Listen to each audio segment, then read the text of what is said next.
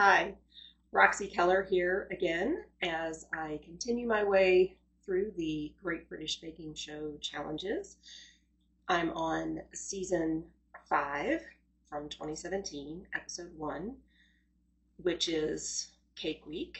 And the third challenge of episode 1 is the Showstopper challenge. And in this case, they have asked the contestants to make a cake that can be any flavor. It needs to be consistent throughout the object. They are making illusion cakes. So they are using cake to make something other than a cake, like a bottle of wine or a pineapple. So I am going to try to make this little garden gnome, except I'm going to make it as if it were out in the garden, so it wouldn't have this nice sort of sweater hat. I'm going to use fondant to cover it and make it like a ceramic glaze covering. That's the plan. And for my cake, I'm making a ginger orange honey cake, and I'm going to use a chocolate buttercream in between the layers. We start with the dry ingredients, so that means starting with flour. I need 750 grams of all-purpose flour. I know that 750 grams might sound like a lot of flour, and it is, but we need to make several cakes in order to make this gnome. As you can see, he's about 8 inches in diameter. This is about the size cake I want to make. And so I have multiple, actually I only have 2, of the 8-inch round cake pans. And then I have multiple sized cookie cutters that I'm going to bake a couple of cakes in this pan, 2 baking pans, use several cutters afterwards to cut the various sizes I need for the hat.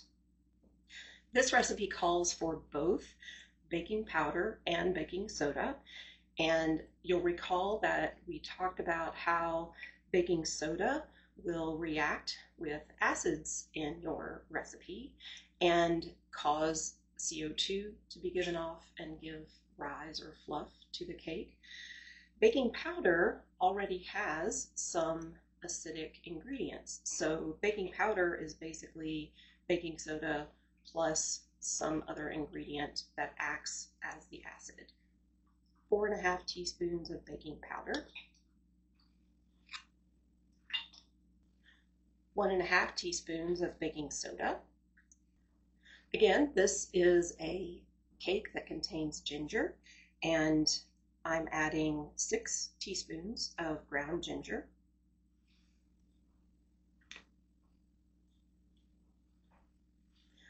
Now, if you ever watched the Halloween Baking Championship or Holiday Baking Championship when there was a judge named Lorraine Pascal, she absolutely loved ginger, and she said the best way to get good ginger flavor in your cakes and cookies, whatever, is to use all 3 forms of ginger, which means powdered ginger, candied ginger, and raw ginger. And I don't have any raw ginger, but I do have candied, so I will add that to the powdered ginger. The last ingredient I'm putting into the dry ingredients is orange zest. Now, the recipe I'm using calls for 2 tablespoons, but I'm doing a triple of that recipe so that I have enough to make this cake. And I only have 2 oranges, so I'm going to use 2 oranges. Each one is about a tablespoon. And then I'm going to add some candied orange. And I have to say, I see lots of ways that people zest oranges and lemons and limes, and I think I see a few people do it the way I do it. Everybody does it a little bit differently, but this is how I like to do it.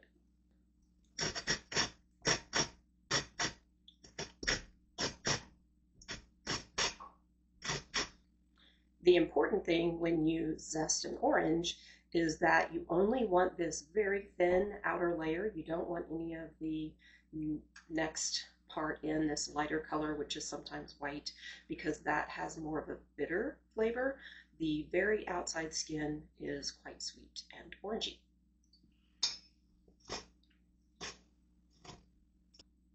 Time to whisk the dry ingredients. Now I'm going to add some candied ginger, and again, this is not listed in the recipe.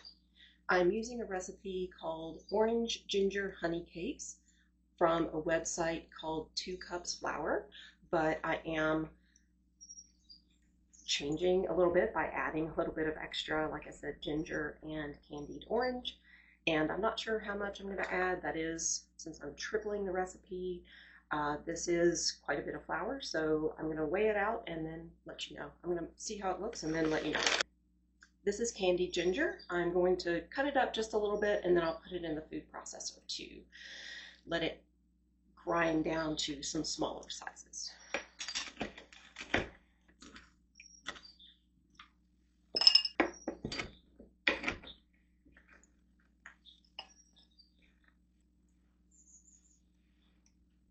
Okay, that looks like a good amount. That is about 98 grams, which is 3.5 ounces. And because it's candied, it's quite sticky. And the best way to chop that in one of these choppers is to add a little bit of your flour mixture to that so that the blades won't stick to the candied ginger. I'm using about 1/2 cup of the dry mix and the candied ginger.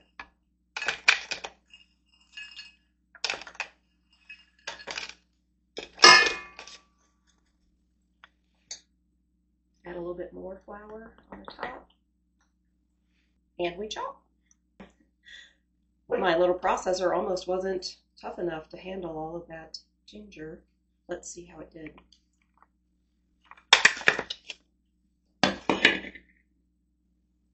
Some of the pieces are still a good size, so I'm going to grind it a little bit more. Now I'm going to add that to the dry mixture. Now some candied orange peel.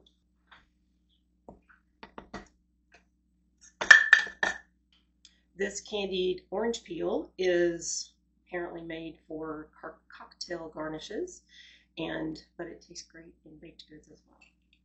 I'm just going to add a few pieces to my flour mixture that I already put in my processor.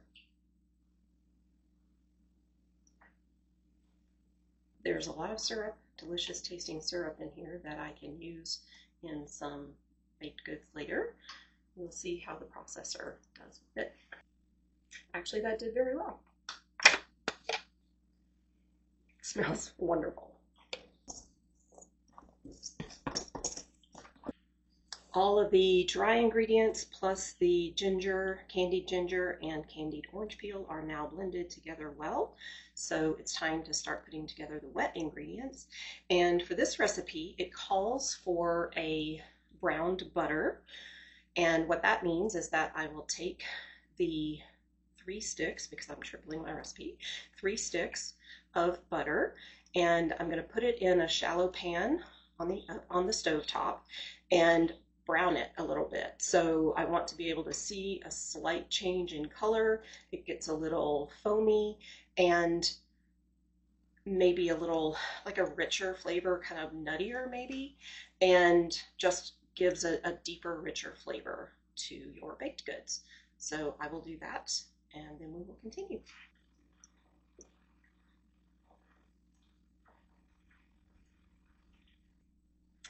I browned the butter. It took a little less than 10 minutes, and I put it in this bowl. Hopefully you can see that the butter is brown, and yes, there are a few small particles in there.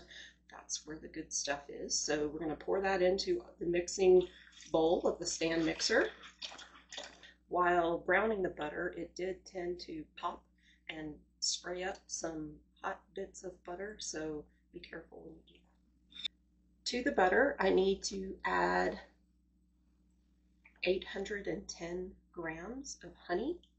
That's 2¼ cups. I don't think I have that much honey, but we can fill in the rest with a substitute.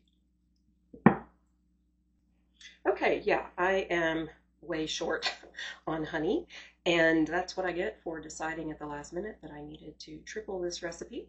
But not to worry, we can always substitute other things for honey. They won't be a perfect substitution, but think about the type of cake you're doing. In this case, ginger, honey, orange. We could use corn syrup, which doesn't add any flavor. We could use molasses, which definitely adds some flavor. We could probably even add some type of preserves, jam preserves. If I had orange, that would be great. Actually, you know what? I'm going to use the syrup that is in this cocktailed candied oranges because it's about the same texture as honey. That was about 125 grams. I still need about 275 grams of something to substitute for the honey. So I have some orange juice concentrate. I'm going to add a little bit of that, a little bit of molasses, and a little bit of corn syrup. Hopefully this will be the best thing we've ever eaten. We'll see. 100 grams of orange juice concentrate, 75 grams of molasses,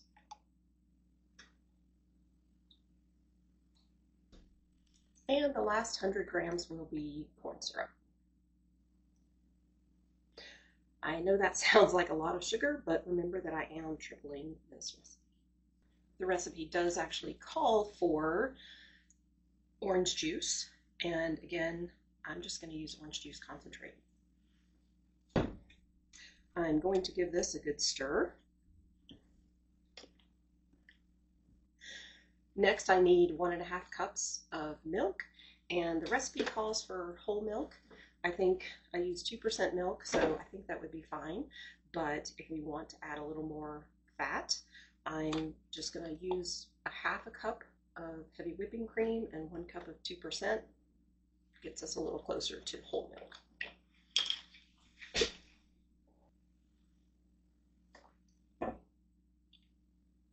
I need 6 eggs, and I only have 4. So I'm going to use 4 eggs plus 1/4 cup of egg whites for each of the other eggs. So I'm going to add ½ cup of egg whites.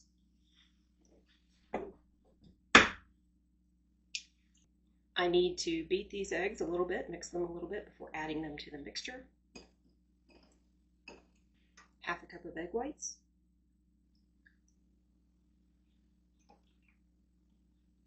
All this will do, having egg whites instead of whole eggs, is make the cake a little fluffier. It's not a bad thing. 4 eggs and ½ cup of egg whites going in. The last ingredient is 150 grams of white granulated sugar. And yes, it is more sugar. Maybe the cake will be too sweet. I guess we'll see. 150 grams of granulated white sugar.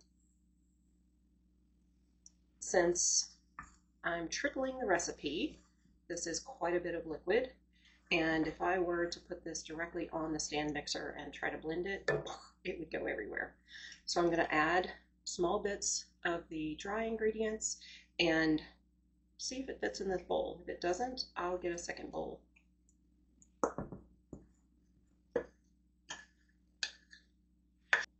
I think I added about 1/3 of the dry ingredients. I'm going to mix that well, adding about 1/3 more.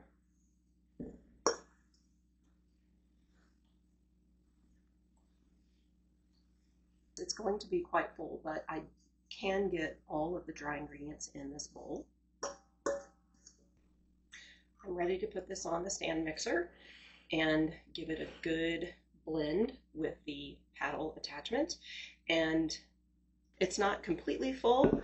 I imagine when it starts to mix, it will look like it's going to overflow, but I've seen them do this on the baking shows all the time, so hopefully we won't have a big explosion. If we do, I guess I'll have to make a bloopers reel. It's doing quite well. No need for a blooper reel. I wish you could smell it. It's amazing. I smell the brown butter, the honey, the ginger. It smells amazing. I'm going to scrape down the sides and the bottom. Okay, we don't want to overmix this, as we don't want to overmix any of our full batter for cookies or cakes, because again, that will develop gluten that we don't want in cakes and cookies. So now it's time to prepare the pans. And the oven has been preheated at 325 degrees. Recall that this is the shape I'm making. So I have two 8-inch baking pans. I'm going to spray them, and I have these parchment rounds to put in these. Then with the other size rings that I need, I have a baking pan, and from this baking pan, I can then use these rounds to cut out several different size round cakes to make the hat. Then the nose and the feet, I think what I'm going to do is there will be extra cake here. I'll make sort of a cake pop mixture and cover that with fondant. And then the beard, I'll make some white American buttercream, give it a little bit of a gray color, and then just pipe that on. It's a bit chunky because of the candied ginger and candied orange. Those are just little bites of flavor.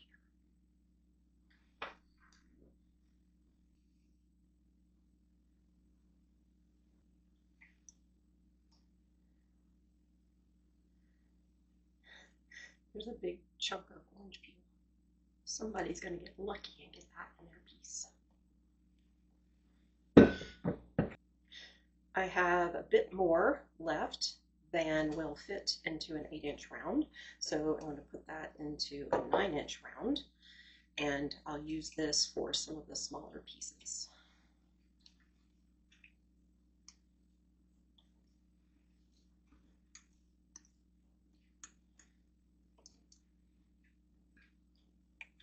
You might have figured out that I really don't know how much cake I need for this illusion cake.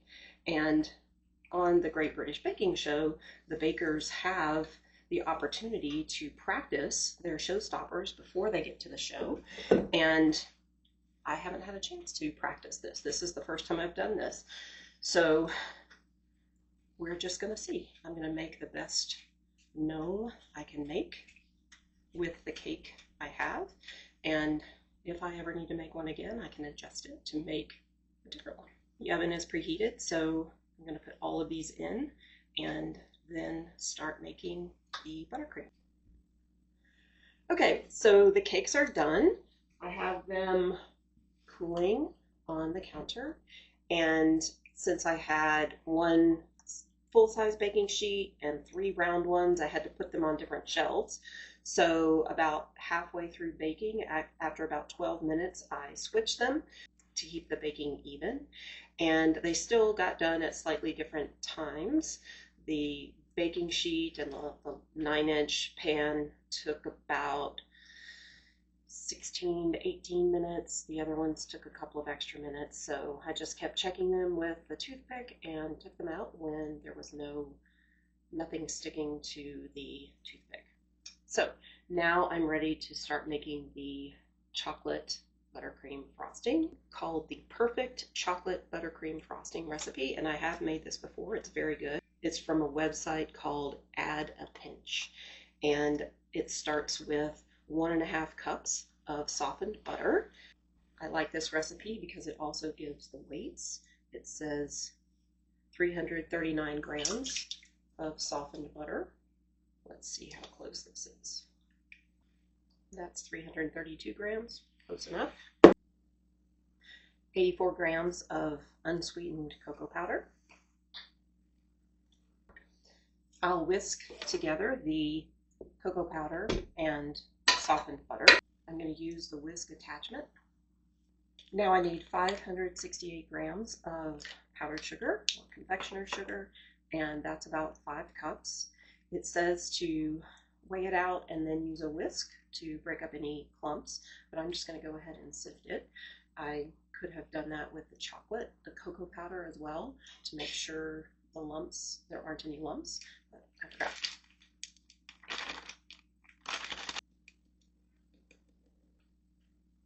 Now we'll add the confectioner's sugar to the chocolate alternately with the milk. It calls for half a cup of milk, and here it says that you can use whole milk, heavy whipping cream, half and half. I have heavy whipping cream, so that's what I'm going to use. I'll put in some of the powdered sugar, then a little milk, then the powdered sugar, milk, until it's all blended. That took a minute, but the powdered sugar has all been incorporated, so the final 2 ingredients are half a teaspoon of espresso powder and 2 teaspoons of vanilla. 2 teaspoons of vanilla, half a teaspoon of espresso powder, and mix. Okay, so now it's blended. It always takes longer than I think it should because you have to keep scraping down the sides. If anyone ever invents a mixer where you don't have to scrape down the sides, you'll be a millionaire. So that's the chocolate buttercream that I'll use between the layers of cake and to cover the cake under the fondant. There are a lot of pieces to think about when making this type of cake because I need the cake, which I have, the chocolate buttercream frosting. Now I need to make a white buttercream frosting to use to make the cake pops for the nose and the feet and for making the beard.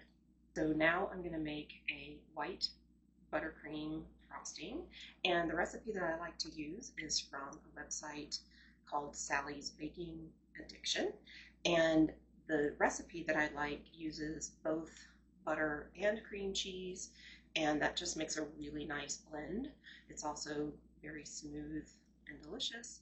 The recipe I'm using is posted under her red velvet cake recipe with cream cheese frosting. So this recipe starts with, I'm doing half of her recipe, 8 ounces of cream cheese and 6 tablespoons of butter. Now in this case, I'm using unsalted butter. So with a frosting like this, I want the flavor to be more of the vanilla than the butter.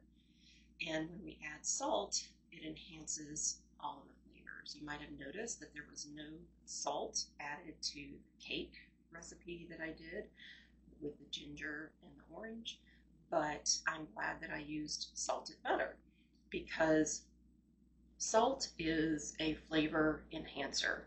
Unlike pepper, black pepper, pepper is an additional spice, an additional flavoring that you add to anything.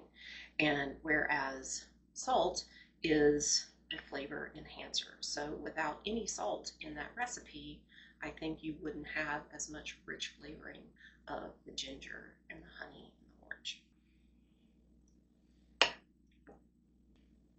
We'll blend with the paddle attachment and add 300 grams of sifted powdered sugar, 1 teaspoon of vanilla,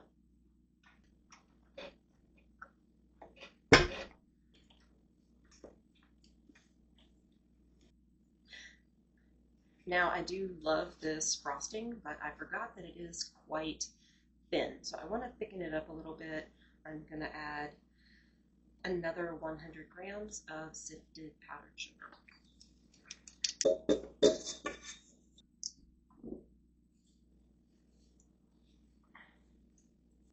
I like that texture a lot better. It'll add a little definition when I do the beard. Also, to make this hat, I do plan to use cake as I go up until about here. Then I think I'll need something more rigid, and most of the bakers will use rice cereal treats, and I'll have to make some. I don't have any Rice Krispies cereal. I do have some Special K cereal that has a similar texture, maybe even a little tougher, so I think it will mix well with some melted marshmallows and butter. I'm sure a lot of people have made Rice Krispie treats before. I probably have, but it's been many years. So I'm just going to make a really small batch because I only need enough for the top of that hat. I'm going to start by just melting 1 tablespoon of butter. Then add a cup of miniature marshmallows to the saucepan and get that all melted. I have the melted butter and marshmallows, and I have about 1.5 cups of the Special K cereal that I crushed a bit, and I'm not sure if I need all of this, so I'm just going to add some and see how that goes. I put on some gloves so that I can form a little top of the hat, and I'm glad I didn't pour all of those flakes in there because I didn't need it all. Let's see if this will stick together. I think I need some butter on my gloves. I sprayed some baking spray on my gloves. That helped. It's just sticking again. Oh. I put water on my gloves.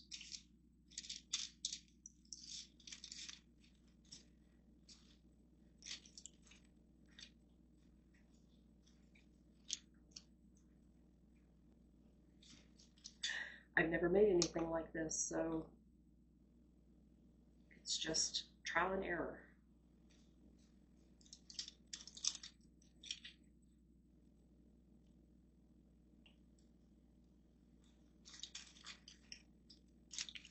I probably shouldn't mess with it too much. I think that will work. I'm not a sculptor either. Okay, I'm going to set this aside to harden, hopefully. I guess I've stalled long enough. I'm ready to start building my garden gnome, and I'm going to work on this turntable because it turns and it'll make it easy to ice and decorate. As I mentioned, I have a couple of 8-inch round cakes that will be the middle, and I want a slightly smaller one on the bottom.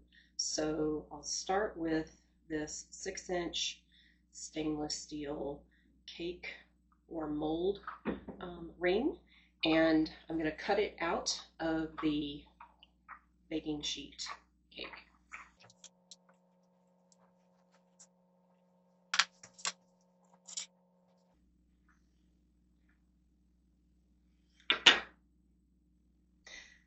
I centered that on the turntable, and now I need to put some of the chocolate frosting on this layer.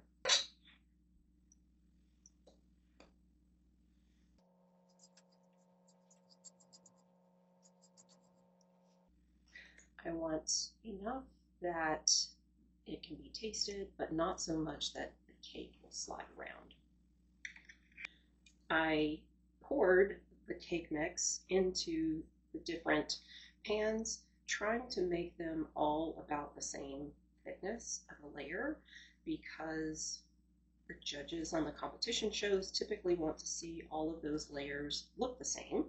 So I probably, if I were in the competition, I would probably put these all out and cut them and make sure they were exactly the same, but for this they are close enough.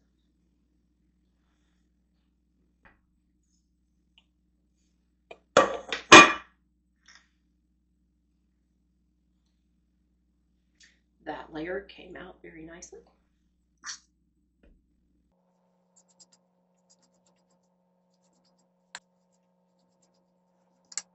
Now another 8-inch layer.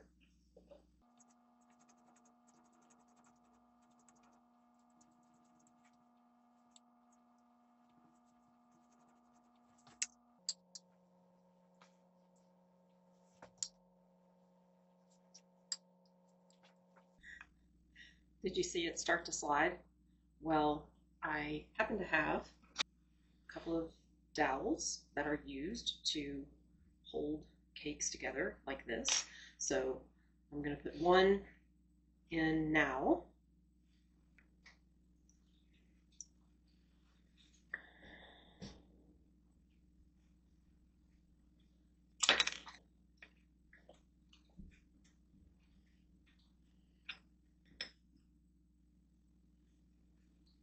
Okay, now I can continue adding layers. I'll add more dowels as I add a few more layers.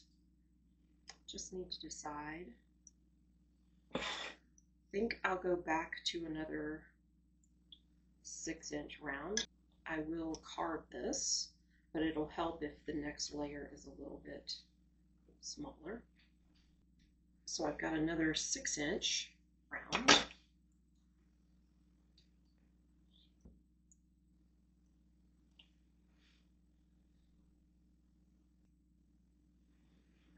Another 6-inch.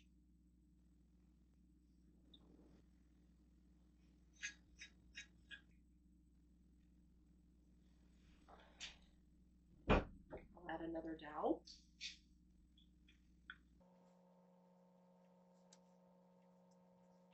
Now I think it's time to make the smaller ones to complete the hat.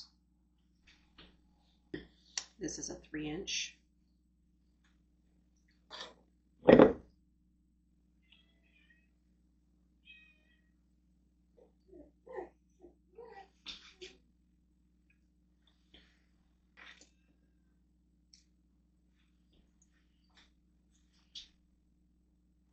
feel like this side has sunk a bit, so I'm going to add a little bit of stability there with some of these cake pieces.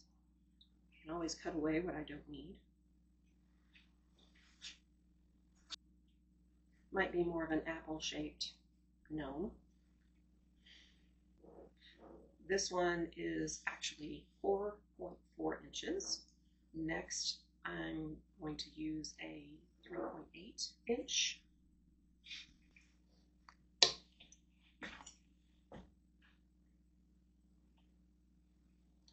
The base of my little hat topper is about 3 inches. This final ring I'm going to use is 3.2 inches. So that should be pretty good.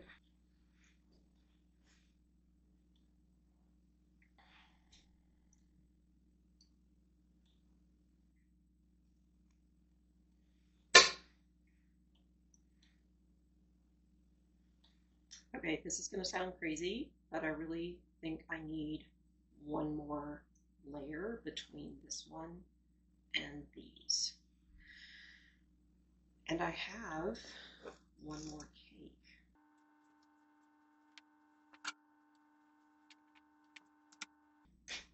I have another cake ring that's 8 inches, so I'm going to cut an 8-inch circle.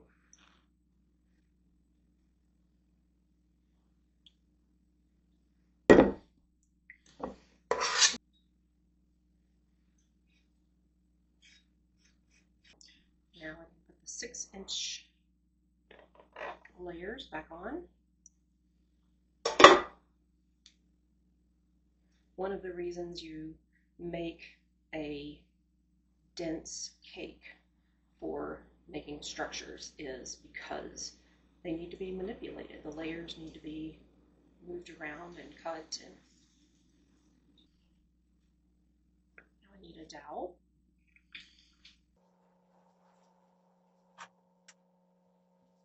Now I can put these back on. I feel like that's going to be much more proportionate. I can even put this dowel in. It doesn't have to go all the way to the bottom.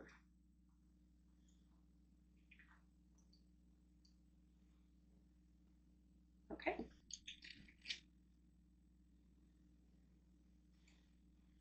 Now to do a bit of sculpting with my favorite bread knife, and we'll see.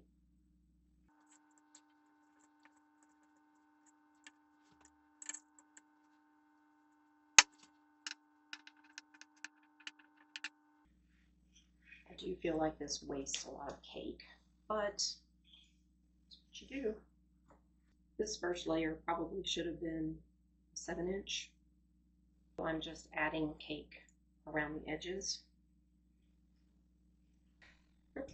They never show you cleaning up this extra cake, but I'm going to use a wet paper towel to clean this up and then put this in the freezer.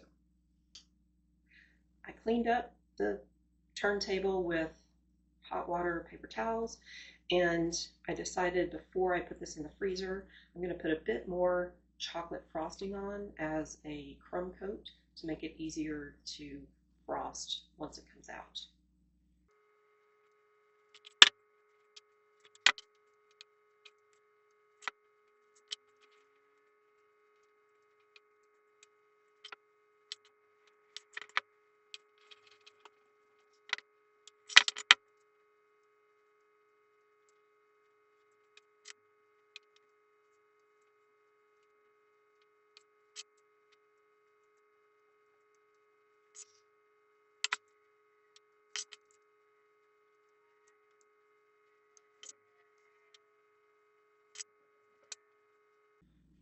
With the cake in the freezer, I'm going to make the cake pop material. I have extra cake and frosting right here. I'm going to make a round ball for the nose and for the 2 feet and place them on this parchment paper and put them in the freezer as well.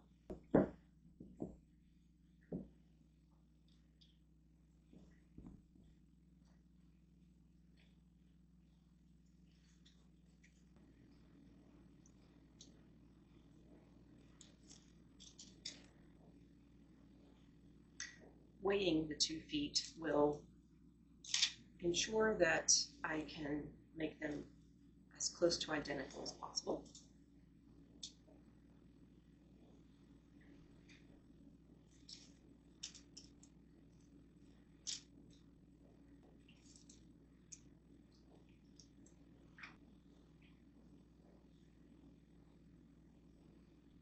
Okay, now these will go into the freezer.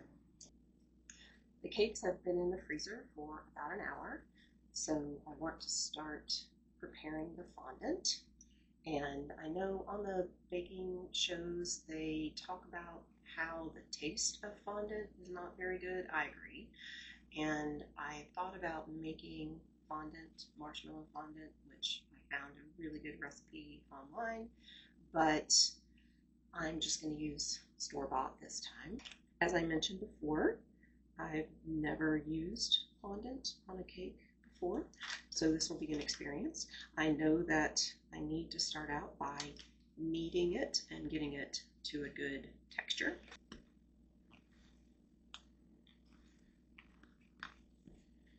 Basically, I think I need to warm it up. I can use some cornstarch to keep it from sticking to the counter.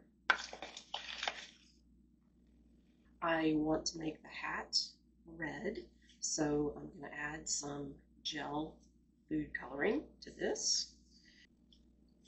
This is going to get messy with the food coloring, so I put on some gloves, and I bet I'll need all of this for the hat.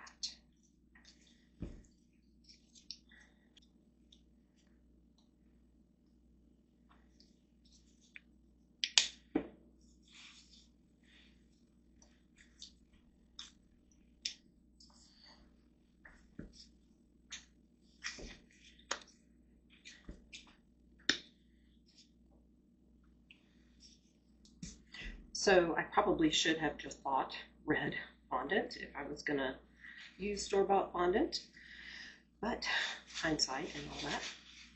I have a rolling pin with a spacer set to 1/8 of an inch, which is the thickness I want my fondant.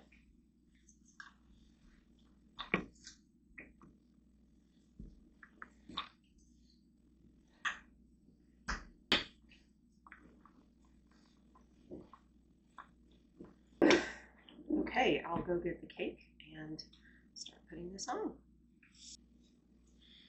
I decided which direction I want to be the front based on how the hat leans a bit. I need some toothpicks in there to get it to stay.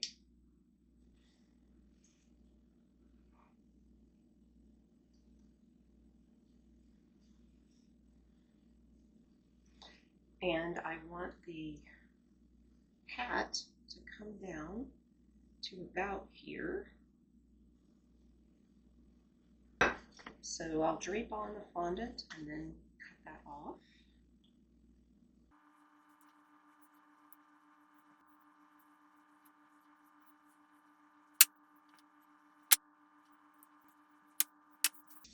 I know we don't want to see any seams.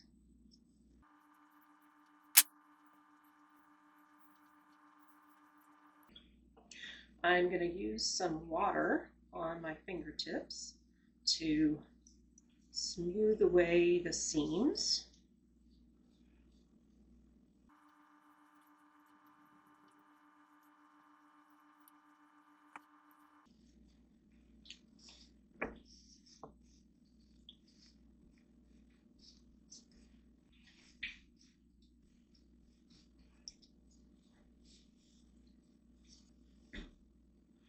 I took some of the extra red fondant and rolled it so I could put an edge on this hat.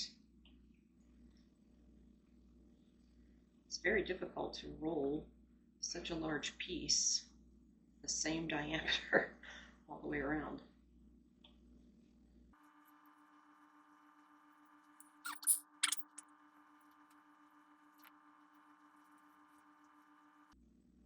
That's going to have to dry a little bit for it to stick well. Okay, time to do the bottom part, which will not be red. I've made a light royal blue color for the body, so I just need to roll that out now.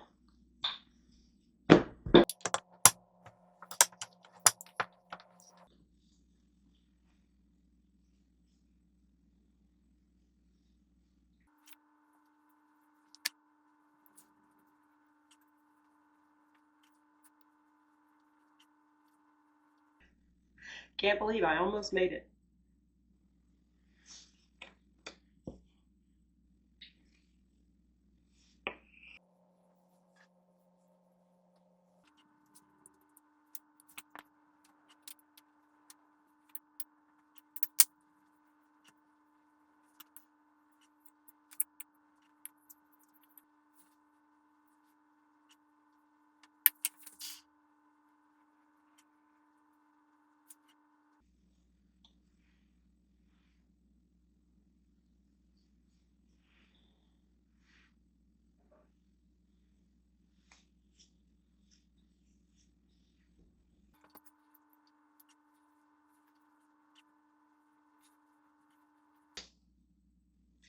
Well, I think that's about the best I can do for the basic colors. Now to add the nose and the feet and the beard and a few decorations. Okay, I've made the black and sort of a peachy tan colored fondant. This will be used to cover the nose, and this will be used to cover the shoes.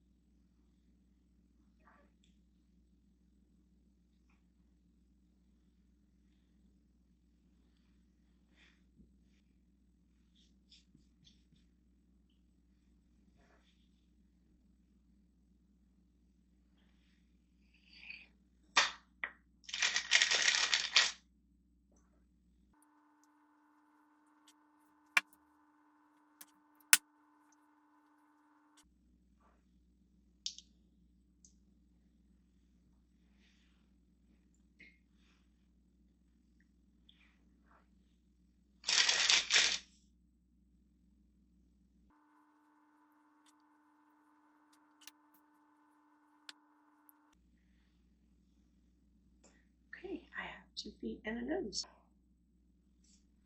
Okay, I'm going to put the feet on before the beard, but I'll put the nose on afterwards. So, let's see.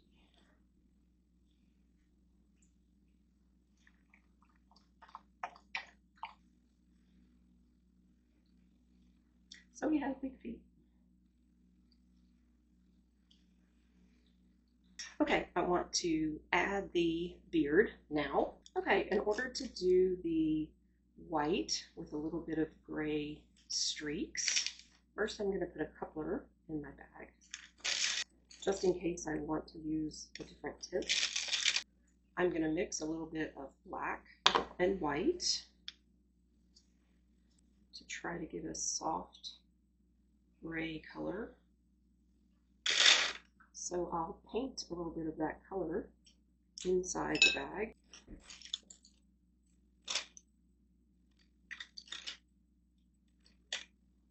On a couple of sides.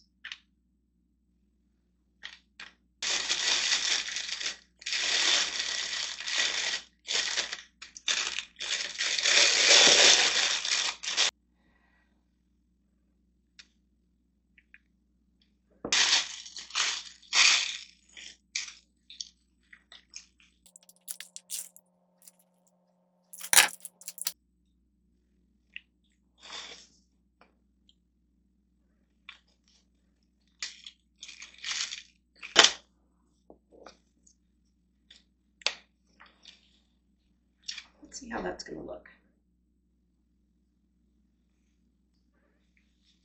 That's going to be nice.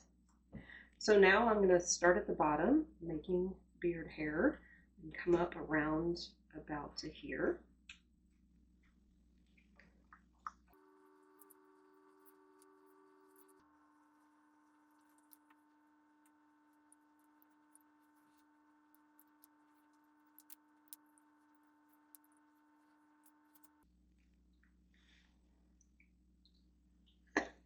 Not too bad. A little bit messy. Now I need to add the nose. It's a bit heavy, but hopefully it will stay.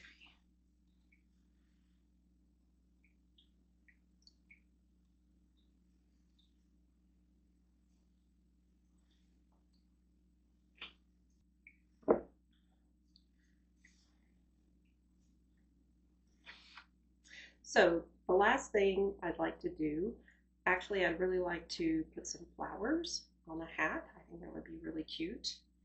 I could probably even put a few things around the bottom, like some mushrooms, some butterflies, flowers. I think all of that would be really cute.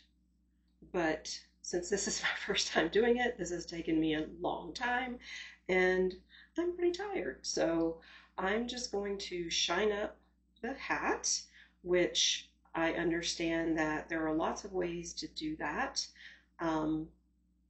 Egg whites, using a steamer. The method that sounds like it will be most consistent is actually using baking spray. So I don't expect people to eat the fondant anyway, so I think that's what I'll do. I'll use some baking spray. So I just have this avocado oil spray.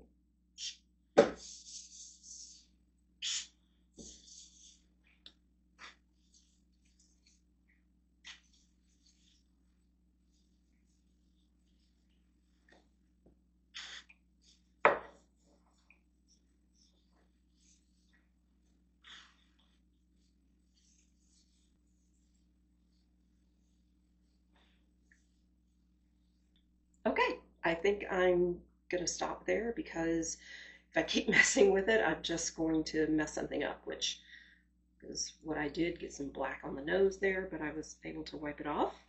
And I'm gonna clean up and then finish up. Okay, that's it for this episode.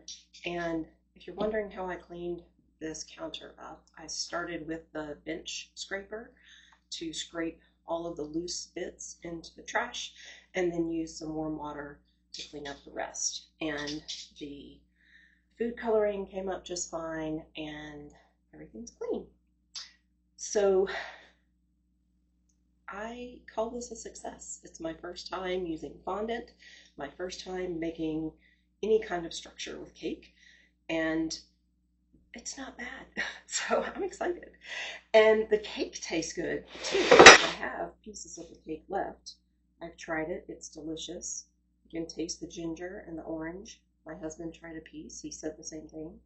And it is a dense cake, but that's what you need to make a structure. So I'm happy with the cake recipe as well. And it goes with the chocolate nicely. The next episode is starting the second week of the competition, which is what the British call Biscuit Week, and Americans, we would call that Cookie Week. Now, there is a difference between biscuits and cookies. The judges will ask for certain things for biscuits, and I'll clue you into that next week. The first challenge of Biscuit Week is the Signature Challenge, and it will be sandwich cookies. So that's what I'll make.